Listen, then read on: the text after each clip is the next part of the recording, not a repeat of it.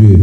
Tout ce qui va dispenser en ce moment, ce sera notre bénéfice, Père notre Dieu. Je ne sais pas parler, c'est toi qui le fais parler. Seigneur, parle pour que ton peuple écoute quelque chose, pour apprendre quelque chose, Seigneur, car nous sommes venus à ta présence. Que ton nom soit loué, soit glorifié par le nom de Jésus et nous disons Amen. Amen. Vous les bien-aimés, ne soyez pas étonnés. Peut-être que vous, comme vous voyez aujourd'hui, ceux qui étaient hier à l'intercession, ils avaient déjà compris qu'aujourd'hui, il y aura l'absence de notre pasteur avec toute sa famille, parce que ses parents, papa et maman, qui venaient de l'Afrique, ont été quittés l'Afrique, c'était le samedi, comme je disais, le samedi, ils vont arriver aujourd'hui ici aux États-Unis, alors ils étaient dépêchés pour aller le récupérer à l'aéroport. C'est pour ça que nous avons pris l'absence du pasteur. Physiquement, il est absent, mais en esprit, nous sommes ensemble, car nous sommes dans une même famille. Nous partageons le même, nous mangeons le même pain et nous vivons le même sang. Donc nous sommes ensemble avec lui là où il est. Nous croyons que le bon Dieu nous protège dans tout ce parcours de voyage, comme aller-retour, soit protégé par le nom de Jésus et nous disons Amen. Amen. Maintenant, nous voulons parler quelque chose dans la Bible. Comme il y a de différentes sortes de langues, comme nous sommes ici, nous voulons parler quand même en français. Et nous ne tenons pas de rigueur, même à la place de l'eux. Si toi tu attends là, ne soyez pas étonnés de ce qui est important. Nous parlons la pensée de Dieu, que chacun de nous va comprendre ce que Dieu veut nous parler. Amen, amen. Amen. Ça, c'est la famille. Nous devons être toujours la joie quand nous sommes dans la famille, les enfants de Dieu. Souvent, notre frère Marc, s'il est là, il peut nous aider. Il faut aller au dire malheureusement. Aujourd'hui, peut-être il est en péché. Maintenant, nous voulons prendre nos Bibles.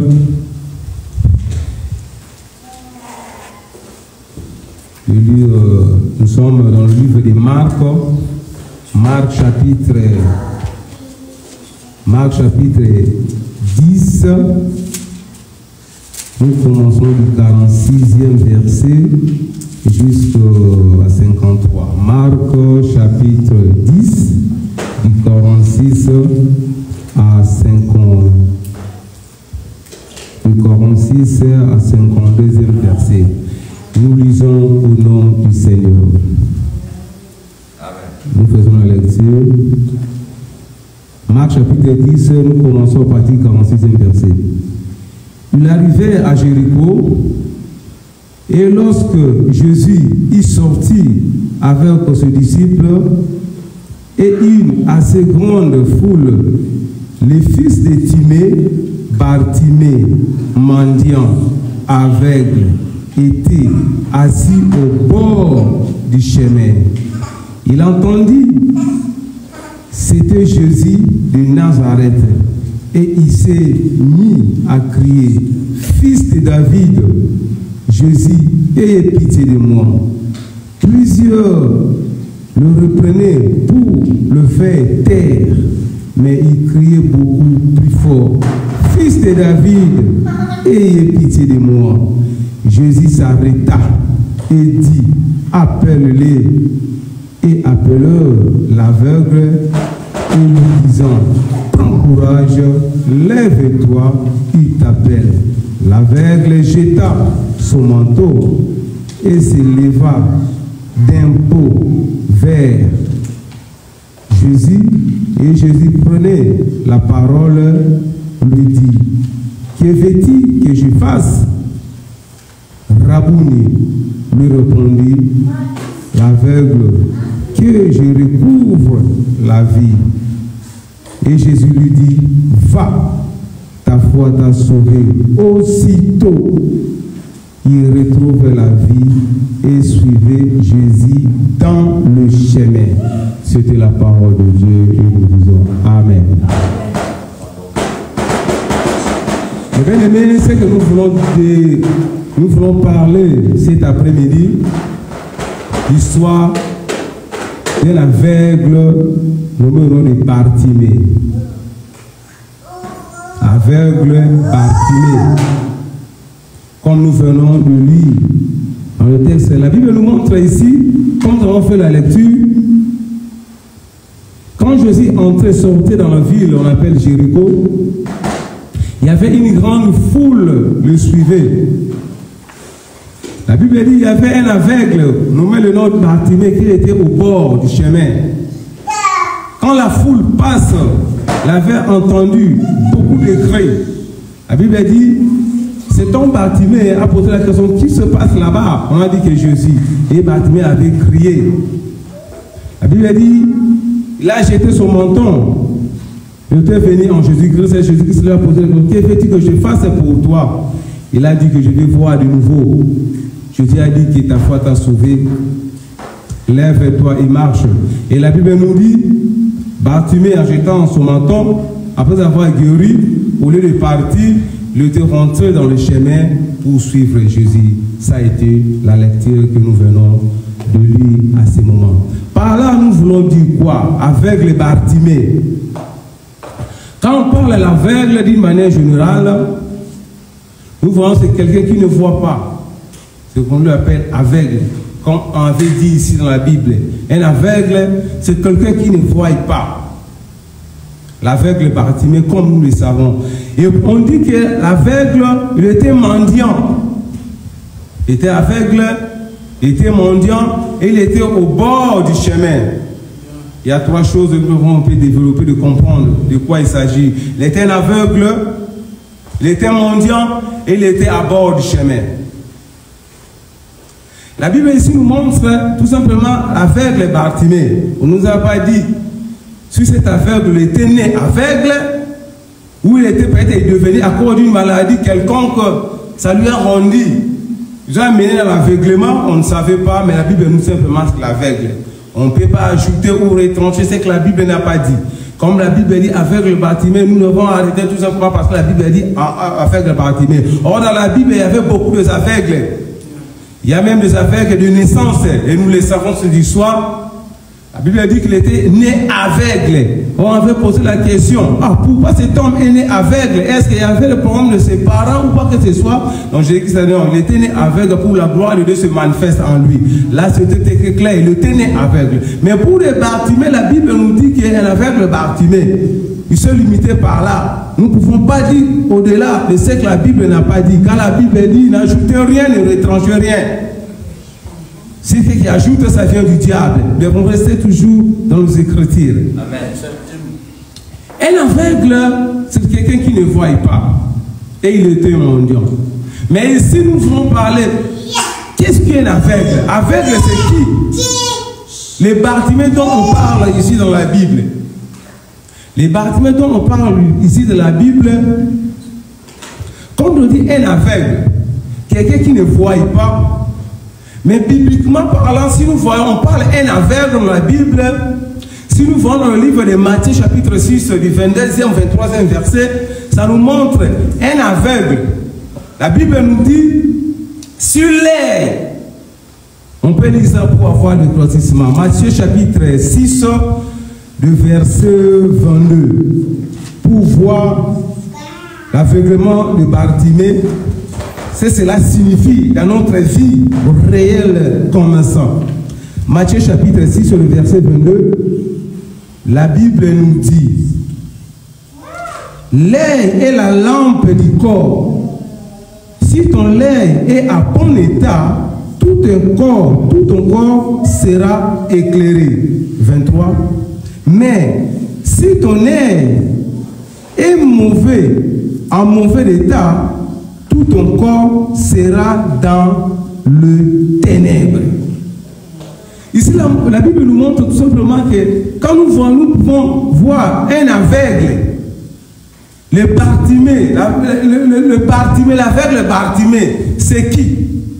Que toute personne qui marche dans la vie de péché, ou toute personne qui marche dans les ténèbres, comme la Bible dit, quand si ton lait n'est pas à bon état, tout corps est devenu noir, tout corps et noir, donc tu vis dans les ténèbres. Or, si quelqu'un qui vit dans les ténèbres, c'est-à-dire quelqu'un qui vit dans le péché, si ton nez ne voit pas bien, tout ton corps est dans les ténèbres. Alors, si quelqu'un qui vit dans les ténèbres, c'est quelqu'un qui vit dans le péché. C'est quelqu'un qui vit dans le monde. Il marche dans le désir de la chair, qui est contraire à la volonté de Dieu, parce qu'il vit dans les ténèbres, car l'œil ne voit pas bien, son corps n'est pas éclairé, parce qu'il vit dans les ténèbres. Si l'œil ne se voit pas, alors tout ton corps est dans les ténèbres. Quand tout ton corps est dans les ténèbres, la Bible nous, donc toi tu vis dans le péché. C'est pour ça que nous pouvons dire ici, quand on parle de Bartimée, Bartimée c'est qui? C'est toute personne qui marche dans le vue des péchés. C'est lui, l'aveugle Bartimée, on vient de le dire à ce moment. Toute personne qui marche dans la vie des péchés, c'est lui qui est aveugle. Bartimée, comme on vient de le dire, qu'on vient de le lire dans la Bible. Ici, la Bible nous montre un aveugle Bartimée. Il était mendiant. Pourquoi il était mendiant? Et nous voyons la Bartimée, il était mendiant parce qu'il était incapable de travailler, parce qu'il était aveugle. Quelqu'un qui est aveugle, même à vie pratique, il est capable de travailler. Comment il peut travailler? Lui, il ne voit pas. Donc il y a besoin de quelque chose en lui pour survivre. Pour survivre, c'est pour ça, à cause de son aveuglement, il était devenu un mendiant. Il demandait pour lui permettre à vivre. Parce qu'il a un besoin en lui. Pour satisfaire ses besoins qui étaient en lui, il faut qu'il demande. S'il prend quelque chose, ça lui permet de satisfaire des besoins. Car il y avait un vide, il y avait un besoin qui était en lui. À cause de son aveuglement, il était incapable de travailler. C'est pour ça qu'il demandait à tout moment. Il était au bord du chemin pour demander des gens, pour lui permettre à vivre, parce qu'il avait un vide en lui qui demandait de poursuivre. À cause de son aveuglement, il vivait dans le péché, dans le noir, il était mendiant, il demandait, parce qu'il avait besoin de survivre ses besoins, il faut qu'il demande. Et il était au bord du chemin. Comme la Bible nous montre ici, quand Jésus sortait du Jéricho, il y avait une foule qui le suivait. Ah, nous voyons. La foule qui suivait Jésus, c'est le peuple d'Israël. C'est la foule qui suivait Jésus, parce que Jésus il était dans le chemin. Mais la Bible dit, Bartimée, il était hors du chemin. Alors tous ceux qui étaient dans le chemin, nous voyons c'était l'Israël. Car la Bible dit, le salut vient d'Israël, vient des Juifs. Le salut vient d'eux. Mais il n'a pas compris cela, il n'a pas maîtrisé, il n'a pas saisi l'opportunité quand il a fait le salut. C'est pour ça que la Bible dit, à tous ceux qui l'ont reçu, à tous ceux qui croient à son nom, il a donné le pouvoir de devenir enfant de Dieu. Les Bartimée représentent l'église, le Bartimée représente le païen, le Bartimée représente toute personne qui était en dehors, qui ne savait rien, qui ne comprenait rien, car le salut vient des Juifs. Mais Bartimée a saisi l'opportunité. Bartimée a saisi l'opportunité. Car la Bible dit, il était, quand Jésus passait avec une grande foule, Bartimée était hors du chemin.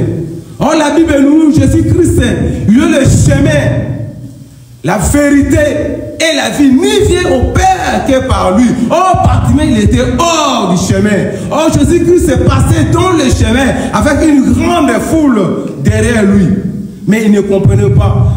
Moi je sais que tout le peuple, il suivait Jésus à ce temps-là, parce qu'il savait très bien que Jésus était un homme de miracles. Parce que nous suivons ce type-là, cet homme-là, c'est un faiseur de miracles. Quand nous sommes enfants, nous sommes enfamés, il va multiplier de pain, il y aura la multiplication de poissons, et nous allons manger, et nous allons se ressaisir. Et il se limitait par là. Mais Bartimée avait compris quelque chose. Ce qui était très important chez Bartimée, il était aveugle, mais ses oreilles étaient ouvertes. Ses oreilles étaient ouvertes. C'est pour cela quand Jésus partait avec une grande foule, Bartimée avait entendu des cris. Il n'a pas encore vu, mais il avait entendu des cris. Il a posé la question, que se passe? De quoi il s'agit? Il y a des bruits, parce qu'il avait entendu. Quand il avait entendu, il dit que non, c'est Jésus-Christ qui était passé. Avec la révélation que Bartimée, il avait, pour dire que Jésus qui était passé, lui a dit non. Il a appelé fils de David. Fils de David, ayez pitié de moi. Les autres ont dit que c'était Jésus-Christ. Mais lui, de la révélation, il a dit non. C'est fils de David. Quand il savait, comme la Bible dit dans l'Apocalypse chapitre 5, verset 4, les lions des tribus de Juda, celui qui ôte les péchés du monde. Bartimée avait compris cela. Dans ma situation que j'ai, dans les situations que je traverse dans ma vie, si j'approche vers Jésus, parce que c'est lui qui ôte les péchés, celui qui transforme, celui qui change, j'aurai quelque chose de nouveau. C'est pourquoi Bartimée avait crié. Fils de David, ayez pitié de moi. La Bible dit la foule les empêchait pour s'approcher vers Jésus. Et il a crié encore plus fort. Oui, le bien-aimé, même dans la vie courante que nous avons, il y a d'autres gens qui n'aiment pas que nous avançons, même dans la vie pratique. Nous avançons et nous prenons même le bien. Même si nous avançons dans des choses de Dieu, il y a toujours des coques à jambes. Il y a des gens... il va s'arrêter là-bas. Où ils iront? Ne suivez pas. C'est farceur. Qu'est-ce qu'il va faire? Il y a toujours des gens dans la vie. Ne soyez pas étonnés. Ça ne va pas commencer aujourd'hui. C'était daté. C'est longtemps des choses se passent. Ne voyez pas s'il y a des problèmes qui arrivent. Des gens qui parlent même des mauvaises choses envers toi. Mais si toi tu comprends, tu es toujours dans le bon, continue toujours le chemin. Amen. Continue toujours le chemin. Amen. Mais si toi, à toi-même, tu sais que j'ai aussi quelque chose qui ne marche pas, bien que ces gens disent oui, je suis aussi retombé. Oui, il faut changer de position. Il faut chercher la face de Dieu. Mais si toi-même tu crois que je suis dans le bon, continue le chemin. Même si les gens parlent, c'est eux qui parlent, ce n'est pas Dieu qui parle. Amen. La vie c'est comme ça, comme nous vivons. Bartimée avait compris cela. Il avait crié encore plus fort. Si Bartimée avait entendu tout simplement les voix de ces gens-là, de se taire, sois calme, c'est pas calme. Et Bartimée n'aura pas vie, n'aura pas changé sa vie. Il devait rester toujours un mendiant qui demandait toujours pourquoi vivre. Il voulait se quitter dans cet état-là de mendicité pour devenir libre, pour qu'il voie. Si tu vois, tu marches dans la lumière, tout est dégagé. Bartimée avait compris cela. Il avait dit, fils de David, ayez pitié de moi. Oui, le bien-aimé, quand les situations deviennent noires dans ta vie,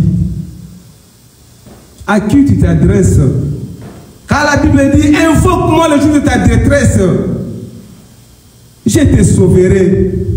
Quand les situations ne marchent pas, toute situation qui ça devient fou dans ta vie, tu t'abandonnes à qui? Tu t'adresses à qui? Quand la Bible dit, maudit celui qui se confie à l'homme, mais bénis celui qui se confie à Dieu.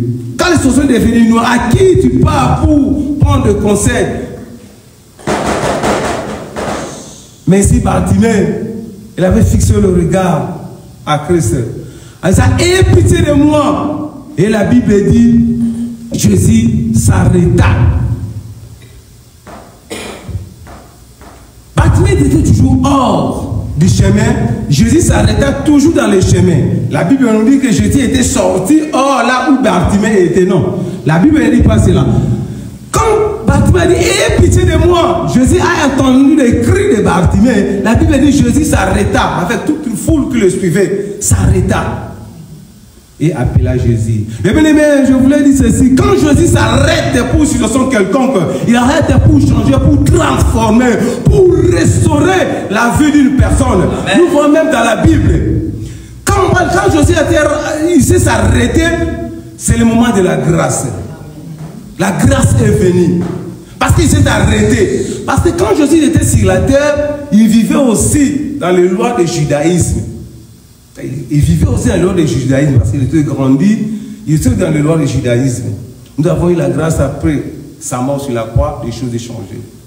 Quand je dis que ça avait arrêté, c'était le temps de la grâce. Donc il voulait apporter quelque chose dans la vie de quelqu'un. Mais nous voyons dans la Bible, même il y a une femme qui a fait l'écoulement pendant 12 ans. La Bible dit, avec toutes ses souffrances, elle avait contacté beaucoup de médecins par-ci, par-là, mais il n'avait pas eu la guérison. Les situations s'empiraient du jour au jour. Mais un jour, elle avait eu la décision en elle. Si je touche seulement le vêtement de cet homme, j'aurai un changement. Comme elle avait sa décision, la détermination, elle avait confiance en lui. La Bible dit qu'il y avait une grande foule qui le suivait Jésus. Mais il était venu derrière Jésus en touchant seulement ce vêtement. La Bible dit à l'instant, le coulement s'arrêta. Et Jésus a demandé, qui m'a touché? Car Jésus avait senti une force qui était sortie en lui. Jésus savait. Mais moi, je crois que Jésus avait fait tout ça par l'ironie. En demandant, parce que lui était Dieu, il connaît tout. Rien ne peut te surprendre parce que le Dieu, il contrôle tout et il maîtrise tout. Amen. Il a dit que qui m'a touché? La foule qui était derrière le maître, comment nous saurons? Il y a plein de gens ici, comment on va sentir qui t'a touché? Comment il y a des foules qui me bousculent de gauche à droite? Comment? Jésus dit non, il y a quelqu'un qui m'a touché. Et la fille s'est mise genoux parce que Jésus s'arrêta. Il s'arrêta, il a porté la guérison à la fille. Quand Jésus s'arrête dans ta vie, il va amener un changement. Il va amener un changement. Et nous savons très bien Josué pendant la bataille avec Amalekite. Quand la bataille s'est échauffée, après la mort de Moïse, quand Josué avait eu le bâton de commandement pour continuer avec les enfants d'Israël, il y avait un combat avec Amalekite. La Bible dit, pendant que le combat continue, Josué, pour que le soir est arrivé, il avait arrêté le soleil. Il avait arrêté, Josué avait arrêté le soleil. Quand Josué avait arrêté le soleil, il avait continué le combat, ils ont eu la victoire. Arrêter le soleil, ça fait arrêter Jésus qui s'était arrêté pour intervenir. Quand Jésus qui s'était intervenu, parce que Jésus il est à la lumière, le soleil du matin, c'est lui, Jésus-Christ. Il s'est arrêté pour apporter la solution. Vous l'aimez. Même un voleur, sur la croix, le soleil s'arrêta dans sa vie. Il y avait une querelle entre deux personnes. L'autre dit à Jésus, quand il était sur la croix, l'autre dit, mais si toi es le Fils de Dieu, mais descends-toi et guéris-nous. Comment tu es ici avec nous, si tu es le Fils de Dieu? Mais l'autre qui était, l'autre côté dit, non, tu ne peux pas dire ça. Il a rien mérité. Nous sommes des coupables, nous avons mérité, mais lui, il était innocent. Lui, il était innocent. Jésus-Christ a écouté cela. Il a dit que non, aujourd'hui, toi et moi, nous serons au paradis. Amen. Parce que la lumière s'arrêta, surtout le temps de la grâce. Quand Jésus s'arrêta dans ta vie, il y a toujours un changement. Ta vie ne restera pas le même. Parce que Bartimée avait crié, Jésus avait arrêté. Parce que Josué avait crié, le soleil s'arrêta. Parce que la femme qui avait coulement du sang pendant 12 ans, elle avait crié, Jésus s'arrêta. Le voleur sur la croix avait crié, pourquoi toi tu parles? Lui était innocent. Nous sommes coupables. Il a reconnu sa faute, il a crié à Dieu. Souviens-toi de moi. Aujourd'hui, nous serons avec toi. Et bien, si Jésus t'arrête ta vie, pour que Jésus t'arrête ta vie, que toi tu cries. Si toi tu cries dans des situations, quand Jésus s'arrête, il vient, ce n'est pour intervenir. C'est pour cela qu'il a appelé avec le Bartimée, viens. La Bible dit, Bartimée, il a jeté son menton qu'il avait, qu'il portait, et couru vers Jésus. En venant plus de Jésus, Jésus a dit que tu fasses, je vais voir de nouveau. Jésus a dit que oui, ta foi t'a sauvé. Lève-toi et marche. Jésus dit, il a dit à Bartimée, lève-toi et marche. Moi, je croyais que quand il était guéri, il a vu, donc il est incapable de tout faire, de travailler, tout ce qu'il avait besoin, parce qu'il a déjà vu, il est libre de tout faire. Mais la Bible nous dit, quand il était guéri, au lieu d'arrêt, Bartimée était retourné dans le chemin et suivait Jésus. Il était guéri, au lieu de retourner à sa maison, non, il a dit non, cet homme je ne peux pas laisser. C'est qu'il a fait. Il va faire aussi beaucoup de choses dans ma vie. Non, je vais le suivre. Bartimée, il a quitté bord du chemin, il était venu. Parce que la Bible dit, Jésus-Christ est le chemin, la vérité et la vie. Bartimée avait compris cela. Non, je vais quitter dans cet état. Je vais changer cet état pour suivre Jésus. En suivant ce Jésus, il y aura une vie, la vie éternelle. Car toutes ces choses que nous voyons, ça va passer. Mais la parole, c'est que Jésus-Christ ne passera jamais. C'est ça sa parole qui nous amène dans la vie éternelle. Amen. Bartimée avait compris cela. Il a suivi Jésus. Il a jeté ses manteaux. Oui, les manteaux, nous pouvons parler, ce sont des péchés qui nous met des coques à jambes, mais qui nous met des cales pour que nous ne progressons pas envers Dieu. Bartimée avait compris. Quand Jésus l'a appelé, il a jeté. Il a jeté ses manteaux. Bartimée avait eu la chance, même s'il ne voyait pas auparavant, mais leurs oreilles étaient ouvertes. Car la Bible dit, la foi vient de ce qu'on attend vient de la parole de Dieu. Amen. Car ses oreilles étaient ouvertes, ça lui a aidé d'écouter, et leur vie a été transformée, leur vie a été changée. C'est pour cela, mes bien-aimés, nous avons des trompettes qui sont en train de sonner. Pour le moment, c'est les trompettes de rassemblement en train de sonner. La Bible nous, dans l'Apocalypse, il y a des trompettes. Les trompettes qui sonnent pour le moment, c'est les trompettes de rassemblement. Qu'est-ce que la trompette de rassemblement? C'est le moment où les hommes de Dieu, les pasteurs, les prophètes, qui prêchent la parole de Dieu. C'est ça les trompettes de rassemblement. La parole de Dieu est prêchée, la parole de Dieu est en train de, la trompette est en train de sonner. La trompette est en train de sonner, c'est-à-dire que la parole de Dieu est en train de prêcher partout dans le monde. Dieu n'aime pas avoir tort. Non, lui, il est toujours mis ses raisons. Il est toujours mis ses raisons. S'il nous laisse tout ce temps à faire des trompettes qui sonnent pour que nous changeons notre vie, pour que nous retournons en lui, pour que nous entrons dans les chemins, pour que nous dégageons nos manteaux pour nous suivre Jésus. Qui t'empêche pour suivre Jésus réellement? Le bien de ce monde, les sentiments de ce monde, c'est pour un peu de temps. Même si tu vis dans des 80 ans, si tu arrives même dans les 80 ans, le corps est fatigué. Même si la Bible dit 120 ans, à faire les 120 ans, tu as vraiment abattu. Il n'y aura pas de sens de vie. Donc ça prouve que le temps que nous sommes sur cette terre, c'est pour un temps seulement. Mais ce que nous attend, c'est la vie éternelle, de vivre à l'éternité.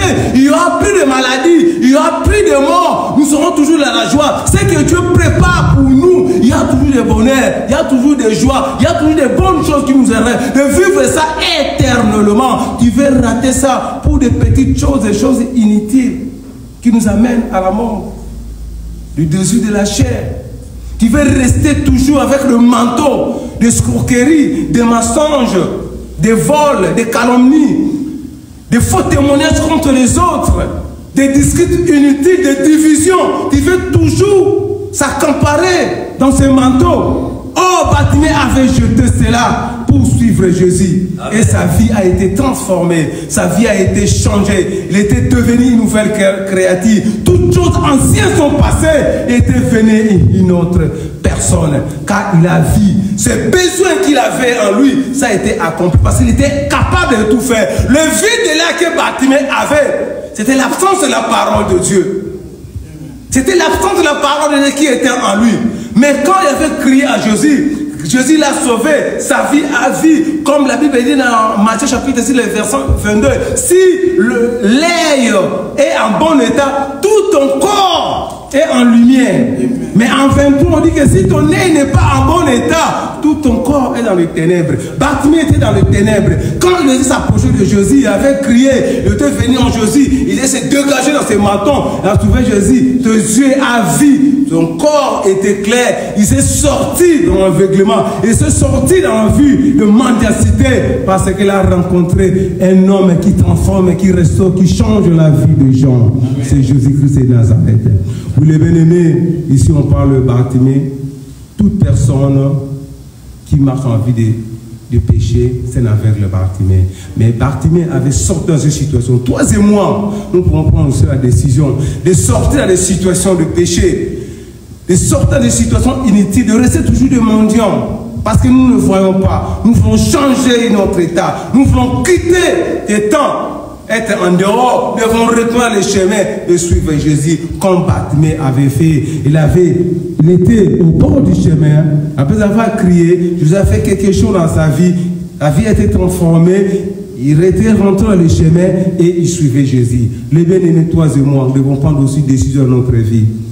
Qu'est-ce qui s'empêche pour avancer avec Dieu? Qu'est-ce qui empêche pour que tu restes toujours dans le vie des péchés? Qu'est-ce qui empêche que tu demeures toujours dans les ténèbres? Jusqu'à quand? Jusqu'à quand il va sortir de ces situations? La Bible dit, Apocalypse chapitre 3, le verset 20, je me tiens à la porte, je toque, si quelqu'un entend ma voix, il ouvre, j'entrerai, je mangerai, je vivrai avec lui. Il est là, il nous attend, quitte à nous de crier pour venir intervenir, pour s'arrêter, pour apporter quelque chose dans notre vie. Quand Jésus s'arrête, il va apporter quelque chose dans notre vie, il y aura un changement total. Quitte à toi et moi de prendre la décision de changer notre voie des choses, de se confier à Jésus pour qu'un jour, nous héritons le royaume de Dieu. C'est ça notre combat du jour au jour. L'église est là. L'église est là pour préparer toujours l'enlèvement. Le rôle principal de l'église est préparer l'épouse à la rencontre de l'époux. Ce qui est enlèvement. Toi qui veux, tous ces temps que nous passons ici, tu rates l'enlèvement. Tu veux passer dans de grandes tribulations. Parce que nous passons à des tribulations. Le moment que nous vivons ici, nous passons à des tribulations. Il y a des combats, il y a des attaques, il y a des problèmes qui sort, mais nous avançons toujours peu à peu parce que le Saint-Esprit est là. Quand le Saint-Esprit va aller, oui, il y aura un moment donné, le Saint-Esprit, ça doit être quand l'enlèvement, nous, l'église, quand nous serons allés, il n'y aura plus le Saint-Esprit. Et il n'y aura plus le Saint-Esprit. À ce moment-là, il y aura la grande tribulation. Le marque de la bête va se manifester, mais comme ça, alors ça ne sera pas la foi. Vous l'avez mettre maintenant votre foi en œuvre. Votre foi en œuvre pour réussir ces moments. Ça sera un moment très difficile. Très difficile. C'est le moment, quand nous écoutons la parole de Dieu, nous devons prendre des décisions pour nous échapper à la grande tribulation. Pour le premier tour d'enlèvement, nous allons vivre pendant ces temps avec l'homme que nous cherchons à tout moment, que nous prions, nous n'avons pas vu. Mais le jour-là, il va se dévoiler. C'est moi, le Jésus-Christ, que vous avez cherché à tout moment. Vous priez à tout moment, vous jeûnez, vous me cherchez à tout moment. C'est moi. Venez manger et buvez, rassasiez-vous dans la joie et vie éternellement. C'est le moment. Chacun de vous prend sa décision de changer, de quitter le lieu pour entrer les chemins. Nous devons suivre Jésus. Ça a été la parole du Seigneur.